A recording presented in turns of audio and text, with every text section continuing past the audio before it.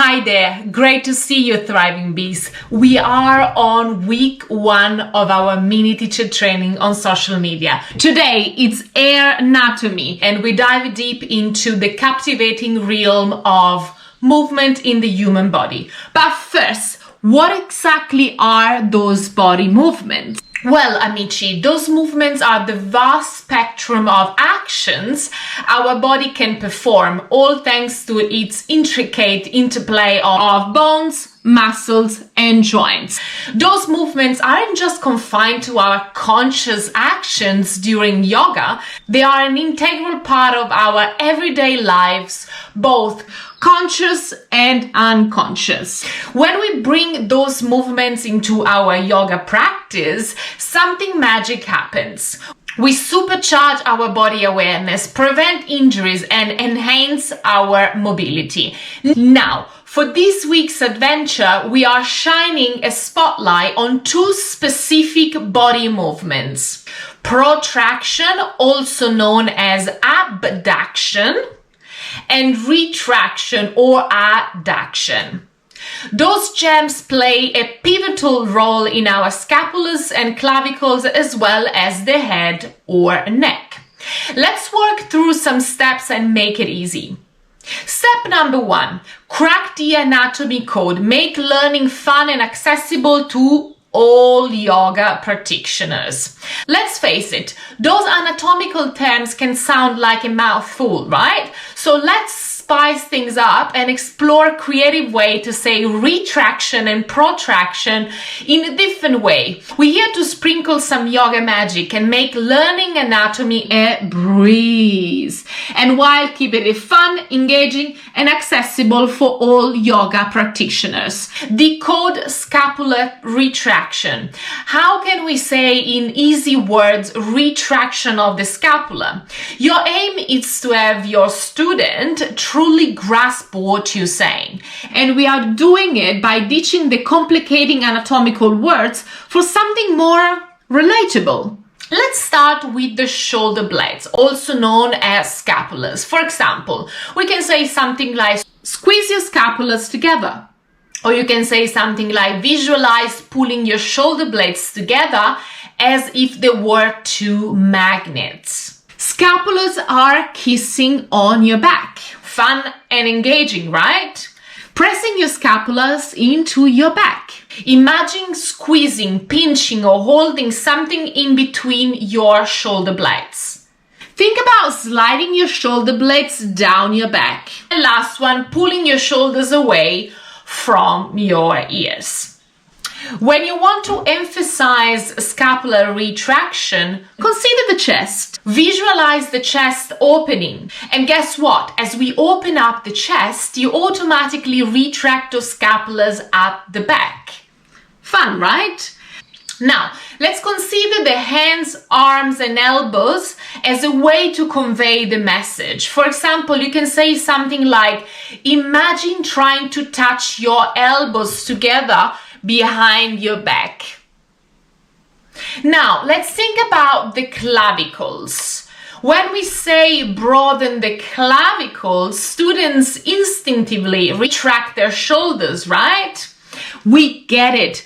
Playing around with simple, relatable words is key when teaching beginners and make the whole experience engaging and more enjoyable. Now, let's tackle the flip side. The protraction, decode scapular protraction. Let's use the shoulder blades as a tool to decode protraction. For example, shoulders are moving away from each other. Push your shoulder blades apart. Spread your shoulder blades wide. Visualize moving your shoulder blades away from your spine. Think about creating space between shoulder blades. Shoulders are moving forward to open up through your back. And of course, the chest play a vital role in protractions as well. So we can say something like chest is slightly squeezed in. And if you want to make it more fun, you can say, think of it as a gentle self-hug. Bam. Imagine reaching your chest backward. Moving on to hands, arm, and elbows. We can say something like, pretend you're trying to touch your shoulder blades to your armpits.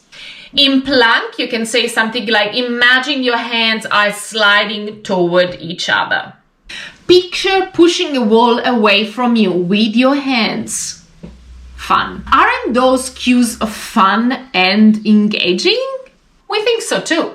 For our grand finale, let's dive into clavicles. You can say something like, squeeze your clavicles together.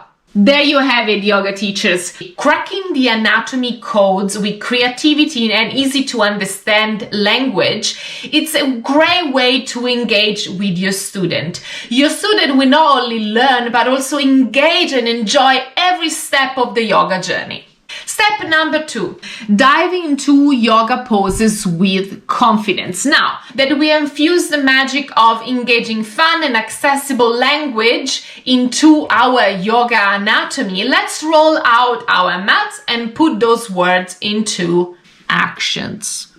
What are some of the asana that you can think of where we retract the scapulas?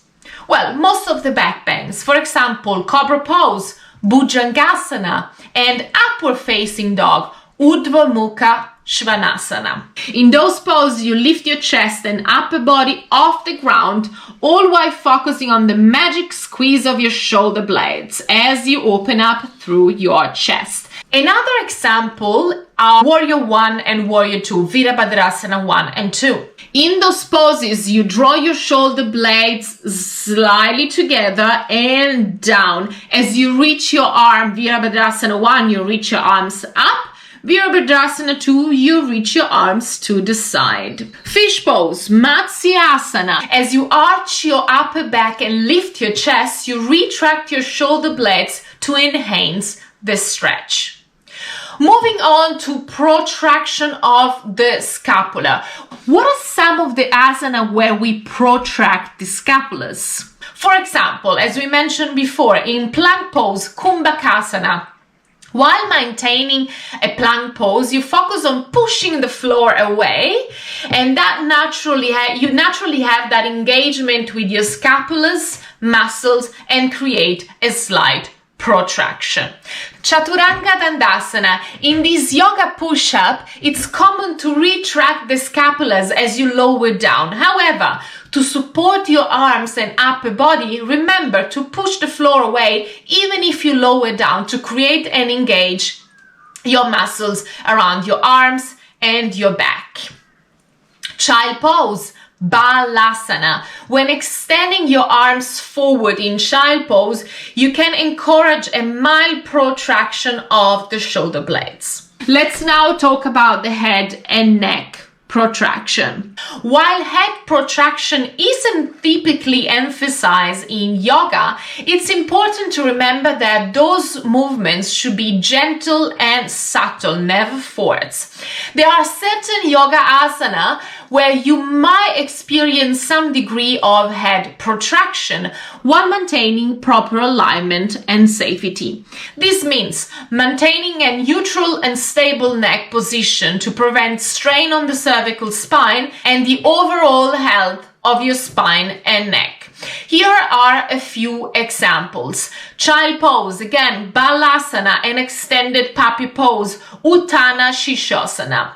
While reaching your arms forward and lowering your chest down, you might experience a slight protraction of the head.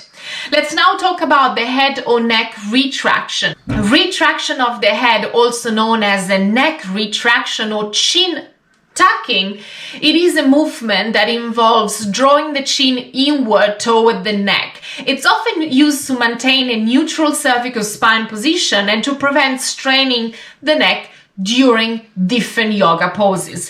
Here are some yoga asanas. Warrior 2, Virabhadrasana 2. In this pose, as you gaze over your front hand, you gently retract, bring the chin toward your chest to align with the spine and keeping your neck long. Bridge pose, super important to bring the chin toward your chest.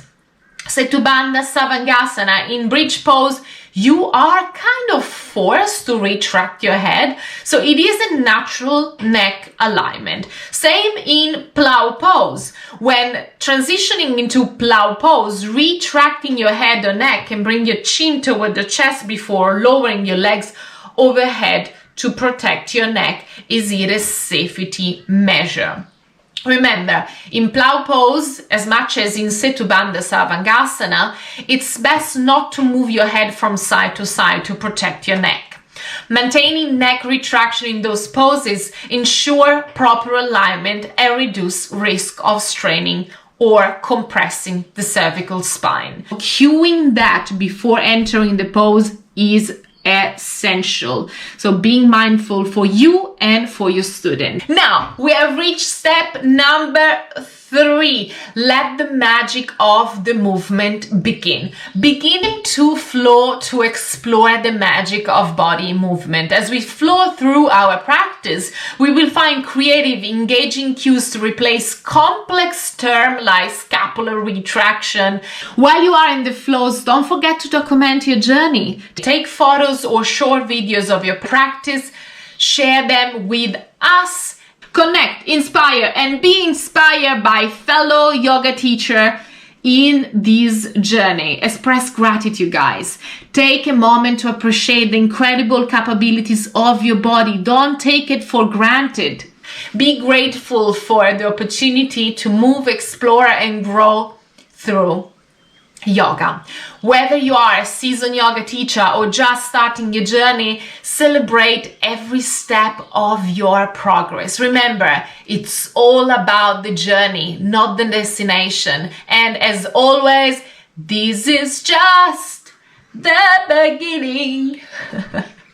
Join me tomorrow for Su Yoga Wednesday, where we delve into the fascinating world of yoga tips, skills, techniques, and practices, along with the captivating world of public speaking. Ciao for now. See you on the moon.